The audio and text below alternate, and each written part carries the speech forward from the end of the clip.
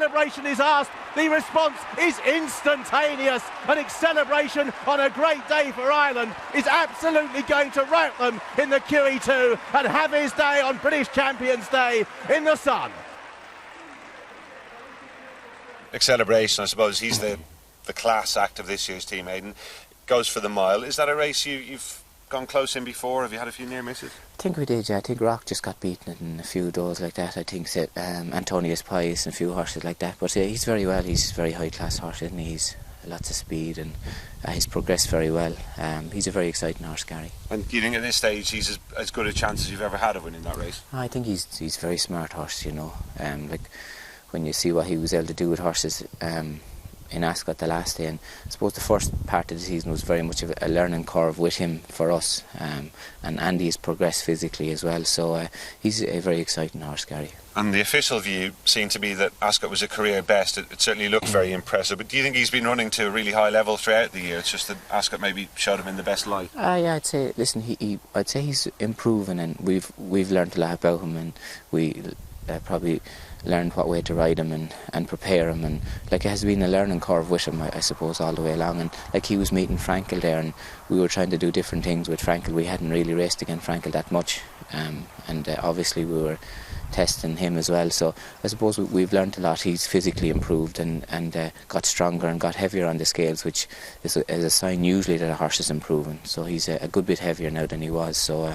he's physically improving, and we're learning, I suppose, more about him every day, really. And he's one of those rare horses that joined you actually during his career. Do you think he's as good a buy as the lads probably have ever come up with? I'd say there's no doubt, yeah. Like obviously he was a very good 2-year-old as well, Gary, and a very good 3-year-old. But listen, like obviously the boys had their eye on him, and I think Paul was watching him for a while, so there's no doubt he was. He was a horse that like we feel very privileged to have, and he seems to be a great boy now, yeah.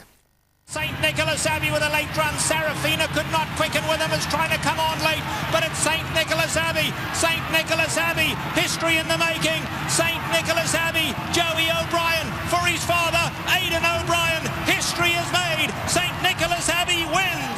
It's Father's Day at the Breeders' Cup. Can you believe that? Joseph was very convinced. He said he knew after a furlong that his fate in the Ark, and that's usually a sign if a horse is working or acting or not acting, you know. So he said he was never moving, he was never travelling. So like obviously he's a beautiful action horse, loves to bounce off the ground, and you'd probably have to agree with him there, you know. And he seems to be well sensed, Gary. And do you think American turf racing brings out the best in him? He's going to have his optimum conditions out there, you feel? Yeah, he loves fast ground and sits in there, and obviously he loves going left-handed, but we don't ever see any difference left or right here, but obviously his form is very good going left, you know, but I think the fast ground is the key to him.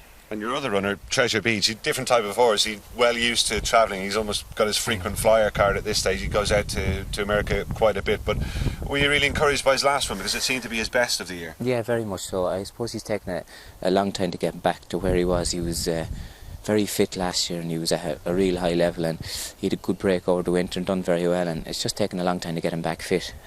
He's really coming now. He improved a lot for his last run, and we think he's improved a good bit more, so like we think that we're going to see the best run out of him this year. We think loves the fast ground as well. 1.5 miles will be no problem for him, but we think he's really progressed. And that's second in the Joe Hirsch at Belmont. It's a really interesting piece of form too, isn't it? Because the horse that beat him that day, Point of Entry, is seen as the main home hope for this race. Does that give you a good line as to what you'll need? Yeah, I think so. Like obviously it's an advantage to have run against him, but like we're very happy with him, very happy since the last day now. We think he's really moved up.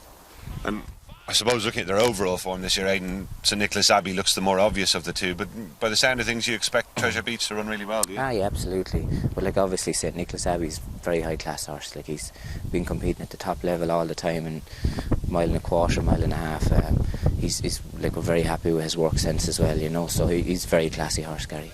And Aidan, up goes for the filly in mare turf. You can't have trained too many tougher fillies than her. Won a Group 3 at the Curragh just 8 days after running in a Grade 1 in Arlington. Yeah, absolutely. Yeah, she loves the fast ground, Gary. 1.25 miles will suit her well. She's a hardy filly. We always thought that this race would suit her, so hopefully sometimes she can be a little bit slow away, so hopefully she won't be too slow away and get a nice position, and like we think it'll suit her well. She ran in the Sun Chariot at Newmarket last time. Do you think a mile is maybe just on the sharp side for her these days? Yeah, I'd say no doubt. Yeah, a mile, and probably the slow ground was a big disadvantage to her too, you know. So, like, a mile is fine for her, but we think she's better over a mile and a quarter. And do you think the bit of experience she had of travelling to America will be a help when she goes back? I'd say so. Loves travelling, loves the atmosphere out there, loves the fast ground, and loves going left as well. Fame and Glory driven out, is staying on strongly. Opinion poll into second, but once again, for the 6th time in a row, the Gold Cup will go to Ireland. Fame and Glory beats Opinion poll.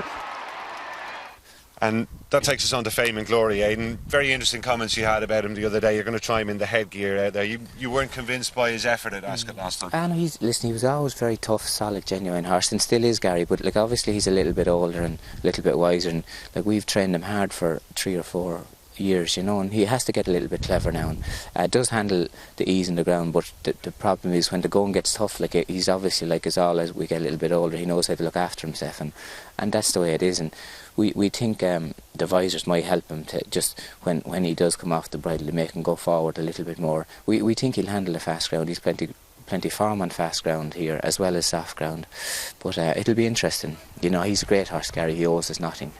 Very tough, consistent horse, but listen, obviously he knows how to look after himself a little bit now, and you can't blame him for that. You have to take his hat off to him. Like, that's why he's lasted so long. Very, very consistent, tough horse, really. Is there a sense that you're going out there essentially with nothing to lose with him? He's coming towards the end of his career, and hopefully he can go out in a blaze of glory. Yeah, no doubt, Gary. Listen, obviously he's on the dirt for first time in Montjuic as well. Like, we haven't any experience of running them on the dirt, but listen, like I say, he does handle fast ground, so that'll be an advantage on the dirt, we think, and does stay, and is fitter now than he was even going into Ascot. And the reason for that is, I think, because he minds himself so much at home now, he's just hard to get fit as well. So we're listen, it's an experiment, but we're hoping, and it would be great if he ran a big race. And Starspangledbanner is an interesting case, Aidan. Obviously he came back after the stud career didn't work out. What have you made of it overall this season with him? I know, we're very happy. His body's only probably in the right shape now, as like, obviously he was at stud for 2 years, and he put on weight and muscle in a lot of different places where he could do without it for being a racehorse. So it took a lot of grinding down to get him to where he is now. And we tried different things with him. We always thought that maybe he would get a mile in this part of the country, but we think he won't, because he doesn't like to drop in and go steady, really. He's a horse, loves to blast and gallop, so we tried to take our time a little bit on him the last day in France. The ground was bad, and when he did, Joseph got a very bad bump and he got knocked around a bit, so that put that out the window. We think he loves fast ground. We think he's a real sprinter, and we think he likes to go forward, so that's the way we're going to ride him. Last year went really well with the 2-year-olds. Obviously you've got some nice types going out there, and the 3 of them, they all seem like real fast ground horses. They should get their conditions, shouldn't they? Yeah, Lines of Battle won in Dundalk. He's a horse we always liked. We thought he would progress when he went up to a mile. He's a war front horse, and war fronts are doing very well in America on the grass, so we're hoping that he'll run a big race. He ran in cheek pieces that day. We might run him in a visor this time. He's a little bit idle. He's still a bit of a baby, so just might hopefully sharpen him up a little bit. And then George Van Coof ran a very good race in the Dewhurst. We always thought fast ground would suit him well. A mile has to be ridden to get a mile, we think. He's in good shape as well. And then the filly Infanta Blanca ran in Dundalk after a break. Ran well, finished 4th, but needs to improve a good bit. She's not definite to get in, but we think if she does the fast ground and the mile will suit her well. We think all the Henrys are all about fast ground, but they haven't got much of it this year. Like, he was a little bit like that himself, but we think they're exciting horses for next year. And you mentioned the break in Fanta Branca had their Lines of Battle the same. Was that always the plan, to bring them back late on to go to America? Yeah, that was the plan. That's what we're hoping to do. Like, obviously when you give them breaks, sometimes you just hope to get them back because things have to go right, but the 2 of them ran well in Dundalk, and hopefully they'll run well in America. And is Santa Anita a track that holds fond memories for you going back? Yeah, obviously we were lucky. Obviously we had some winners there. It's a great track. That's like all American tracks, very fair track. Like I said, great weather and great atmosphere there.